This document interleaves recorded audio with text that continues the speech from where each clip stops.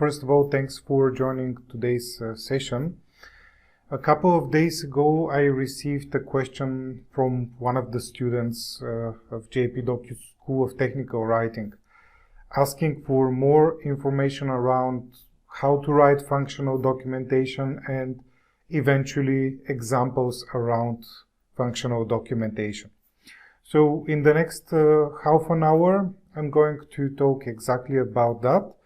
Feel free to send your questions via the chat, or if you want later on, you can also unmute yourself and speak up.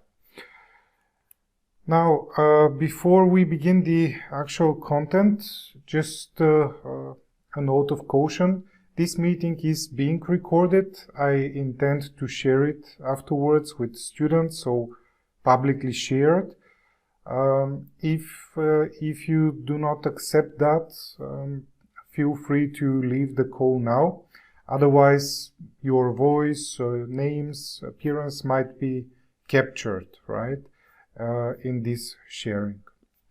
With that warning, let's look at what exactly we are going to talk about. First of all, I will try to clarify and explain what actually is functional documentation. What is this thing that we are talking about?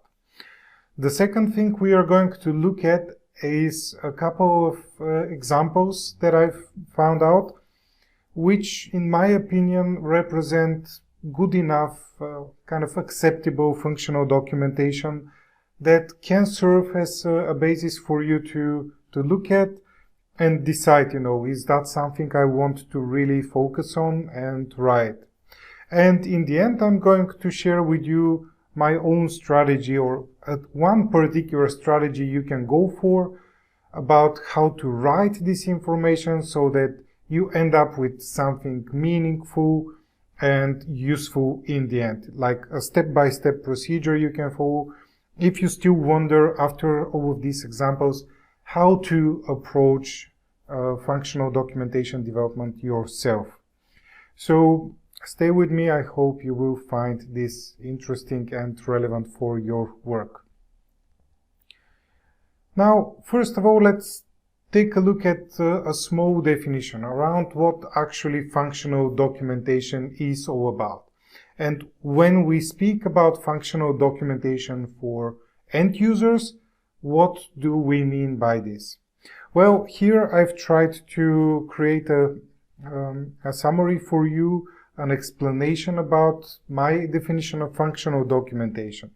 But basically it all comes down to documentation that you write, some written document, in which you show what are the different parts, the different screens, buttons, parts of your software application, of your particular product. And also you try to explain with a couple of sentences what exactly is their intended use, what does these buttons mean. If you've attended some of my previous sessions, you know already, like I explained it, the add button adds something. This type of writing, this type of documentation is what we usually refer to as functional documentation. Just capture what is on the screen and explain what's its meaning. Unfortunately, this often means that your end users will gain some sort of repetitive or self-explanatory information inside your functional documentation too. Which is the reason why people perceive this as a bit too technical in nature, not very helpful type of documentation. Maybe that would explain even why it was difficult to find examples of functional documentation, because it seems to be something we used to do a lot in the past. And here, of course, I'm talking very much about software documentation, right? And in general, people do not really want to read functional documentation. Something that just repeats the screen is not going to be quite helpful. So be careful if you decide to go this way, right? What is the kind of workaround solution? What is the way to to make it a bit better, right? First of all, try to use such functional documentation not so much as standalone documentation itself, but try to make functional information embedded, integrated with your end-user task-oriented documentation. You know, you have somewhere written the steps of a specific procedure, what exactly the user is supposed to do. In there, integrate the explanation of the different parts of the screen, the meaning of the buttons that they are supposed to use anyway. That could be one particular solution.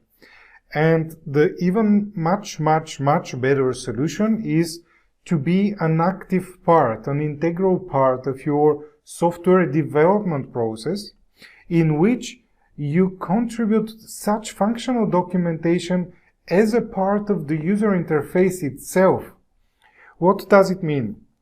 The explanation what the Add button is doing does not look very well inside your documentation, but it might be exactly what you can put as a tooltip that your users see when they hover over the specific button. Or you put it on the screen itself if you do not have the possibility to add tooltips. Write it on the screen as whenever that's possible, or integrate this type of information directly in the user interface. With that, you take away the need of the user to even search for such type of documentation. Instead, the user can just go on, perceive this information as something on the side, something additional that they can understand about the user interface, and just move on with their task that they are anyway trying to work on. So this is around functional documentation from an end user's point of view. I would try now to explain one particular source of confusion that I believe is also involved when we speak about functional documentation. You saw my definition around functional documentation for end users. In addition to that, there is functional specification documentation, which is usually meant for software developers. And very often, if you work closely with your development manager, for example, around your documentation, you may end up lost in translation. You know, they speak about functional specification documentation and you speak about functional documentation. What is the difference? Here on the screen you see a definition around the functional specification documentation, an architectural type of documentation that is meant for developers, very often created before the software is developed itself. So it is like a design type of document that people would write to outline what are the different buttons, screens, parts of the screen that are supposed to be developed. This is absolutely fine as documentation. That's very helpful and important to be created as a part of the development process, but usually this is not really the end user documentation that you should go for. And if you end up in a situation in which your development manager assumes that end users are going to benefit from the functional specification documentation, you now have something to argue about and at least explain that an end user should not be faced with technical internal documentation about how the software is supposed to be designed and organized. Yes, of course, you can reuse some of the definitions from this functional specification documentation into your own end user documentation, but these are two different documents. So when you speak, especially with developers, be sure that they share this understanding that these are two different types of documentation with different purpose, with different target audiences.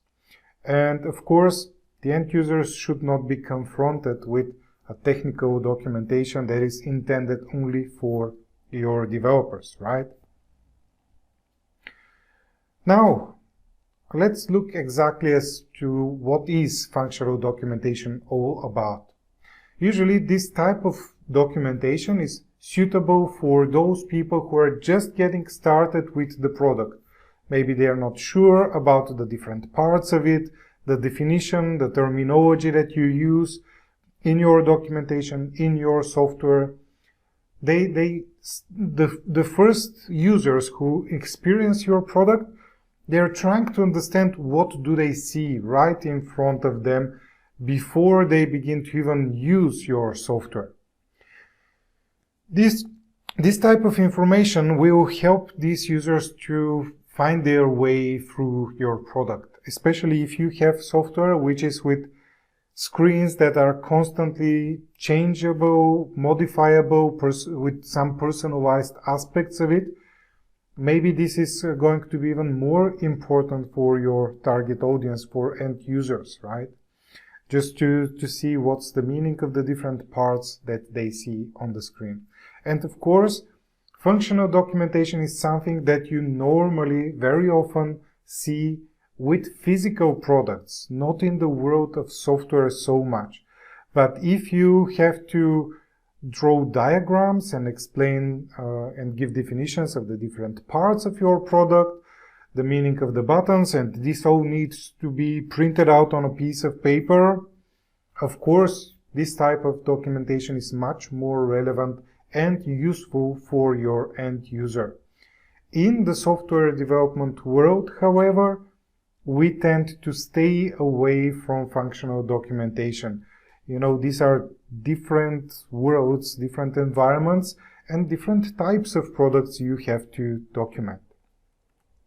Now, with all those precautions, you already might get the feeling that I'm very much against even suggesting that you should write functional documentation, right?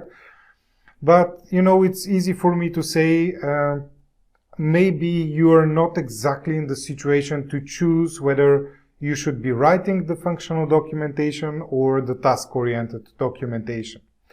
If in that case, if this is your situation, then of course, you know, if you have no way around it, yes, you have to write the functional documentation, even if Jordan does not like that. What are some cases in which you really have to consider going this functional documentation way? Well, first of all, if you really insist on having like an introduction, first orientation type of information inside your documentation for first-time users who see the screen for the very first time and wonder what it's all about. In that case, if you want to just introduce them to the screen, okay, write the functional documentation, still try to integrate it with the task-oriented documentation, but yes, I can accept such a thing. Write it down, it's needed. It might help the people who see the screen for the first time, of course. The second situation that you might be facing is that you know everything around the software development and how the documentation is supposed to be written, but you're so late into the development cycle, you just cannot change the user interface any longer.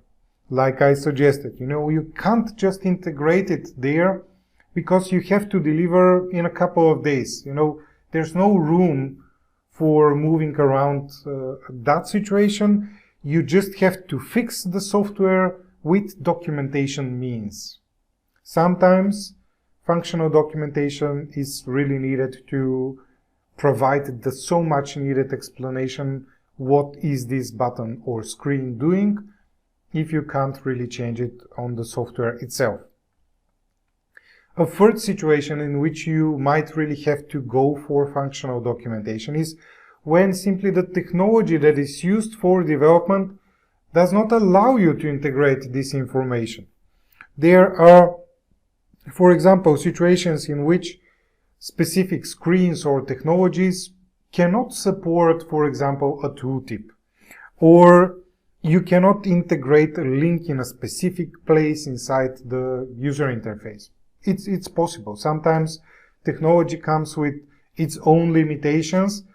Maybe you are exactly in such a case in which you're limited by something. Maybe you cannot enter that long text on the screen for technical reasons, or the technology simply does not let you do that. Then how do you provide the information? Of course, you go for the documentation. No way around that. That's also clear. You know, if you just accept the fact that you don't have the resources, you don't have the time to write the task-oriented documentation, maybe you're just taking over an already created functional-oriented documentation, right?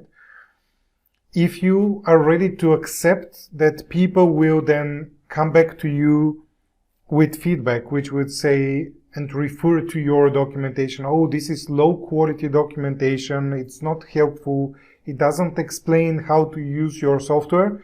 If you're willing to accept that, okay, go for functional documentation. And last case, of course, if you have to describe a physical product and there are no means on the physical product how to associate any information on it, of course, you still need to provide such type of documentation. In those cases, it's totally fine to pursue and write down the functional documentation. You know, even I have to accept it that sometimes you have no way around that. Now, I promised you examples to make it more clear. What can you do and how your functional documentation might look like? The first example that I chose comes actually from Apple. You know, they are very good with user experience and design, and still in their documentation they have functional oriented content. Let's take a look at that. In this case, what you see here is again an introduction to Keynote on Mac. In the particular case, do not spend too much time on the documentation itself, but take a look at how they approach it. Short descriptions followed by a screenshot of the initial screen that you see for the first time. There, you get an explanation which explains the different bundles of buttons that you have, the formatting controls on the right hand side. What are those different areas on the screen that you see and you can play around with? You see, in this case, they kind of merged the kind of little instructions on top which say what is the intended use of the different parts of the screen with dedicated screenshots. Take a look how they do it. They start from very broader picture, then drilling down into one specific area, and then explaining the next level of granularity of controls, buttons, and areas on the screen. You know, think about it like a pyramid. Start very broad with the initial entry, and then you drill down into the actual content with screenshots and explanations of the different groups, parts, buttons that you can see there. So that is one way in which they do it. As you can see, this is not an entire guide. It's just one page on which you introduce a first-time user to your screen, to your software. Let's move on to a second example, this time from Microsoft's documentation. I'm opening now and take a look at what they are actually describing in this Microsoft 365 Docs Navigation Guide. It's an entire guide, but I believe the whole guide is like one single page, right? And what they explain in this guide is the page that you already see right in front of you. You remember how many times I spoke about this example in which the add button is adding things, right? So here you have a guide which explains what you see right in front of you, which is very fun to look at. So here is a screenshot of this part of the screen, which explains that this is the hub page. Another screenshot which explains to you that the table of content and its search represents a table of content and you can search inside it. the version represents the version filter. You see how much repetition, but still a first-time user who has no clue how to use the software might appreciate that. And especially if you read it to the end, you might find things that you otherwise could have missed. Like, I would not naturally just scroll all the way to the bottom to give feedback, but it's funny that they introduced here submit docs feedback. You can look at the bottom of the page, and the feedback will allow you to submit your feedback.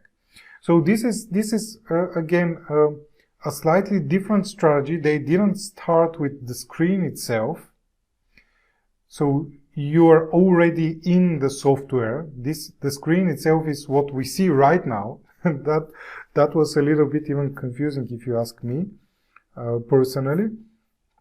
But then they slice and dice through the different parts of the screen and just explain what's their intended use, what are you going to find there, maybe some a little bit hidden capabilities of the screen are what you can show in such type of documentation.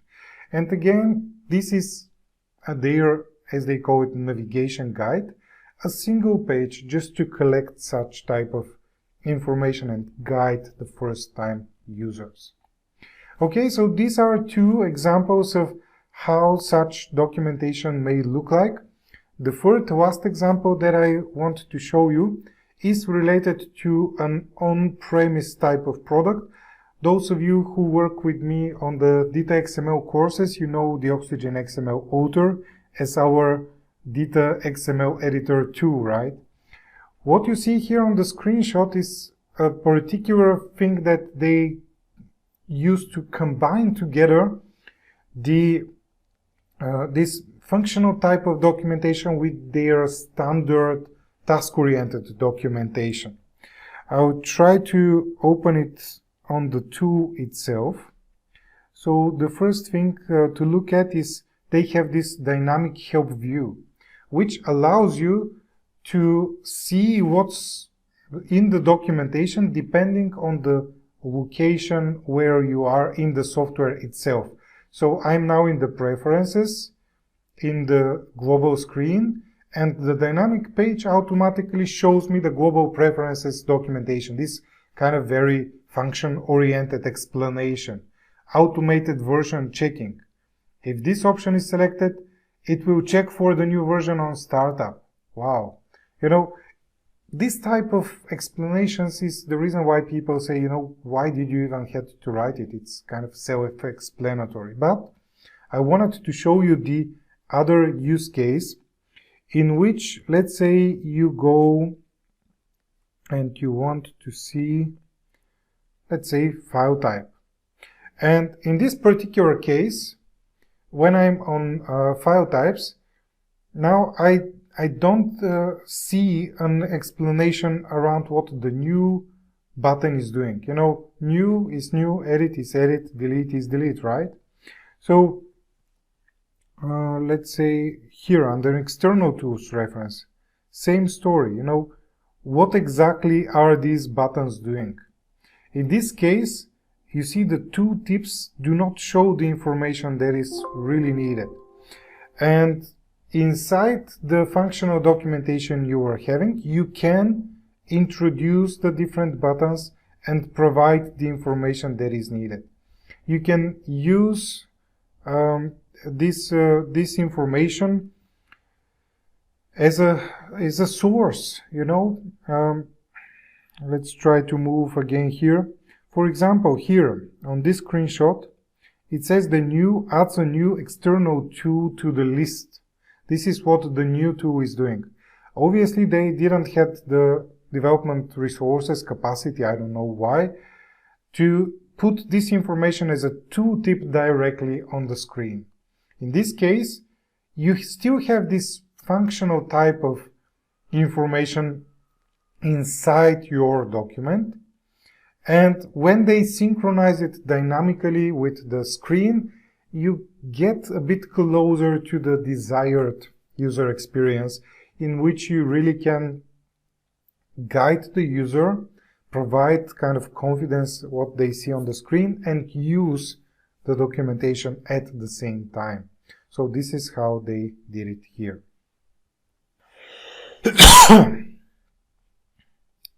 Okay, moving on to the last part.